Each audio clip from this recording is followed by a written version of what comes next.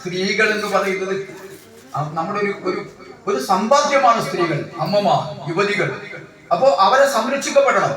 നല്ല അമ്മമാരാണ് നല്ല കുഞ്ഞുങ്ങളെ വളർത്തിയെടുക്കുന്നത്.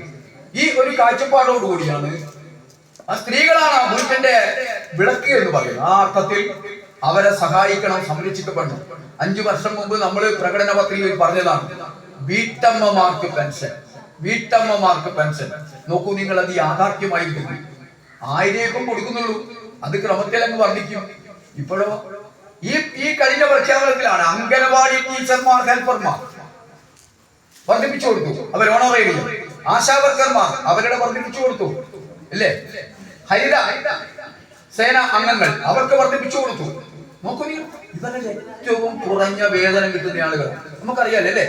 ഹരിത കർമ്മസേനയിൽ പ്രവർത്തിക്കുന്ന സഹോദരിമാർക്ക് എത്രയാ കിട്ടുന്നത്? ശരിയാ. അപ്പൊ അവരുടെ വേതനം വർദ്ധിപ്പിക്കുക, അവരുടെ ഓണറേറിയം വർദ്ധിപ്പിക്കുക.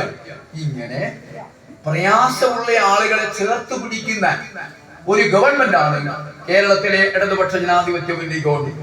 ആ ഇടതുപക്ഷ ജനാധിപത്യ മുന്നണിയുടെ സ്ഥാനാർത്ഥികളായിട്ടാണ് സഖാവ് അജിയനും പവിത്രനും ഷിബിലും ആഷിനും അതുപോലെ രവീന്ദ്രനും മത്സരിക്കുന്നു. പക്ഷേ 3 വോട്ടുകളാണുള്ളത്, 3 വോട്ട്. അപ്പൊ ഇന്നത്തെ സുരേന്ദ്ര മാഷി എല്ലാം ഇങ്ങനെ പോയിക്കൊണ്ട് പറയുമ്പോ ഇവിടെ ഏതോ 2 വീട്ടുകാരി, രാജഗോപാലിന്റെ വീട്ടുകാരി മാഷെന്താ പറഞ്ഞതെന്നറിയോ? നിങ്ങൾക്ക് 3 വോട്ടില്ലേ? 3 വോട്ടില്ലേ? അതുകൊണ്ട് നിങ്ങൾ എന്ത് ചെയ്യണം? 1 വോട്ട് ഞങ്ങൾക്ക് തരണം. 1 വോട്ട് എന്താ? 3 വോട്ടില്ലേ? അതിൻ്റെ ഒന്നും കൂട്ടാറില്ല. അങ്ങനെ ചെയ്യാൻ ആലോചിച്ചിട്ടുണ്ട്.